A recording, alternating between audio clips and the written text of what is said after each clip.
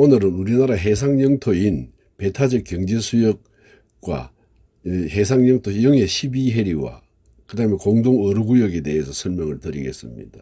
김대중 대통령이 얼마나 이승만 라인을 훼손하고 김대중 라인을 그었는지에 대해서 설명은 영상 뒤편에 자세하게 설명을 해드리겠습니다. 기대하십시오. 영해 12해리는 해상 영토를 말하는 것입니다. 땅으로 치면 우리나라 땅인 것이죠. 그 다음에 영해 200해리라고 하는 것은 그 공동 어루구역 내지는 공동 경제 수역을 얘기하는 것입니다.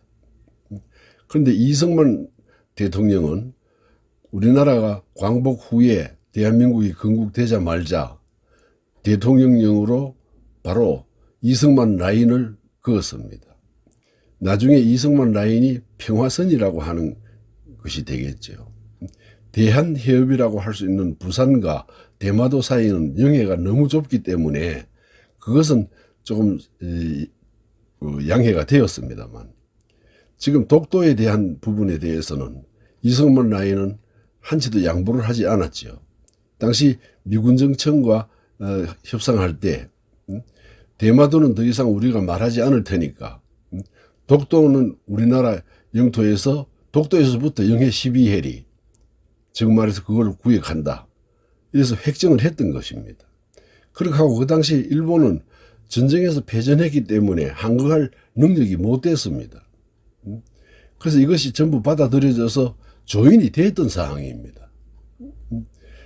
그것을 김대중 대통령이 되자마자 무슨 이유인지 갑자기 영해 12해리 뭐 배타적 경제 수역 뭐 이러면서 그걸 체결해 버립니다. 일본과. 그리고 대화태라고 하는 의장이 있습니다. 우리 그 남한의 한 4분의 1에 해당되는 굉장히 넓은 해상인데 거기에서 우리나라 어선들이 가서 조업권을 따냈습니다. 그 지역은 공동 어로구역이긴 하지만 우리나라 어선들이 주로 가서 어업을 해왔던 것입니다.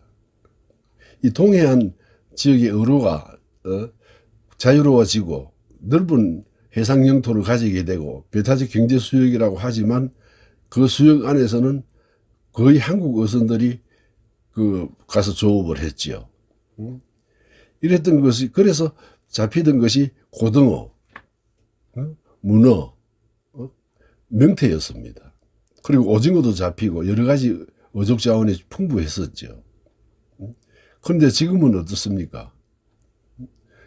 고등어는 전부 수입해서 먹고 명태도 수입해서 먹습니다. 오징어는 거의 잡히지도 않습니다. 지금. 영덕대게라고 하지만 얼마 전까지만 해도 우리나라에서 잡혔던 영덕대게가 일본 사람들한테 가서 사서 영덕대게라고 해야 할 정도의 그런 처지에 놓여져 있습니다. 우리나라 전 국민의 밥상에 메뉴를 바꿔놓은 겁니다.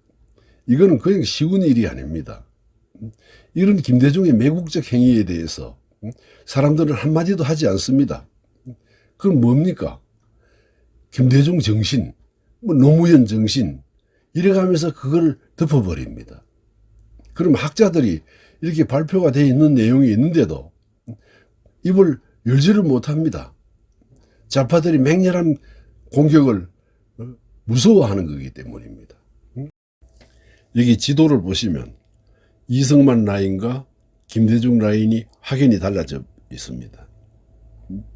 김대중이 대통령 되자마자 어수선한 분위기를 틈타서 일본이 그걸 노리고 재협상을 요구한 것이었습니다.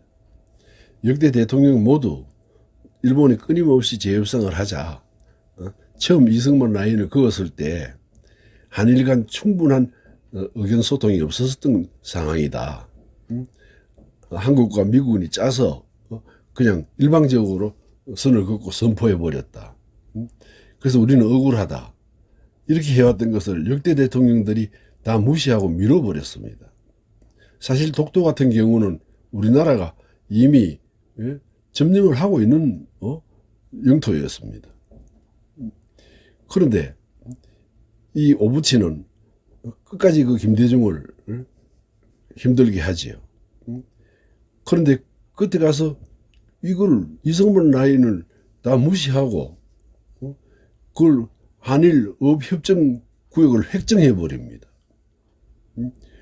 영해 200해리는 공동 어뢰구역이지만 일본과 한국의 그 해상 영토가 너무 좁기 때문에 그 사이에 외국인 배들이 지나갈 수 있는 그런 통로를 만들어 줘야 됩니다. 근데 그걸 빼고 나면 정말로 그 좁은 해상 영토인 것을 그렇게 양보를 해버립니다. 그 공해상을 내주게 되면 그러니까 그리로도 북한 배들이 지나가고 뭐 러시아 배들도 지나가고 하지 않습니까? 그건 공해상입니다. 우리나라와 일본과 같은 이 해상 영토가 좁은 지역에서는 많은 손실이 있는 거죠. 그렇기 때문에 이승만은 그걸 알고 미리 이승만 라인을 굳건하게 선포를 하고 협약을 해서 반강제 비슷하게 해가지고 점령을 해버렸던 겁니다. 그렇게 해서 동해상에서 잡히던 고등어, 뭐 오징어, 명태 이런 것들이 우리나라 밥상에서 사라지게 됩니다. 전부 수입해서 먹거나 안 그러면 먼 원양어선들이 잡아와야 됩니다. 다른 건 몰라도 이런 건 양보하면 안 되는 겁니다. 이런 걸 양보하면 그거 매국노가 되는 겁니다. 무조건 버티고 밀고 나갔어야 되는 사항을 대통령이 되자마자 무슨 우리나라 해상 영토가 자기 개인 겁니까? 얼른 갖다 바치게 됩니다. 이런 역사적 사실을 왜 지금은 재조명이 안 되는지 모르겠습니다. 이런 거는 용납되면 안 되는 겁니다. 2년인가 한 번에 재협상을 할 수 있는 단서 조항은 붙어 있습니다. 그런데 재협상을 하고자 하는 정치인들은 아무도 없습니다. 기가 막히는 나라입니다. 이 김대중 대통령은 햇볕 정책을 편다면서 평양에 돈을 갖다 주고 박지원 비서실장 시켜서 비자금까지 빼다 줬습니다. 그럼 평양에 돈을 못 해준 그 돈이 핵무기로 변환이 됐다는 것을 누구나 다 알고 있는 사실입니다. 그 많은 돈을 하고 물자 지원을 할 때 국민들에게 물어봤습니까? 자기 마음대로 한 거잖아요. 박지원 당시 장관은 결국 그것 때문에 교도소까지 갔다 와놓고도 지금 저렇게 뻔뻔스럽게 행동합니다. 이런 것들이 민족주의자들이고 이런 것들이 오로지 우리나라만 위한 정치 지도자들입니까? 사람이 살면서 남을 비난할 땐 일정한 자격이 있어야 됩니다. 이런 사람들은 남을 비난할 자격이 없는 사람들입니다. 그런데도 더 뻔뻔스럽게 자랑하고 있습니다. 그게 지금 대한민국 사회입니다. 이렇게 진영간 양분화 시켜가지고 엄연히 잘못된 것은 얘기도 못하고 그렇게 트집을 잡아서 정치 생명을 유지해 나가려고 하는 저런 사람들, 이거 안 되는 겁니다. 이렇게 하면 우리 우파에서는 김대중 한일 협정이라든가 북한에 돈 퍼다 준 거에 대해서 그렇게 물고 뜯고 몇십 년이 지날 때까지 계속해서 공격하지 않습니다. 이 사람들은요, 한껏 물기만 하면 그걸 평생 우려먹습니다. 이렇게 값비싼 대가를 지불하고 김대중 오부치 선언을 받아냅니다. 그것이 무슨 육도벼슬 한 것처럼 선전했습니다. 우리나라에서 얼마든지 조업을 해서 먹어왔던 명태, 그 값싸고 영양가 많은 명태와 고등어, 지금은 우리나라에서 찾아볼 수가 없습니다. 전부 러시아에서 수입을 하거나 멀리 먼 바다까지 나가서 잡아오거나 그것도 부족해서 수입을 합니다. 오징어 구경하기가 하늘의 별 따기입니다. 이런 사람을 김대중 정신이라고 이야기합니다. 무슨 정신이 있습니까? 이런 사람한테. 응?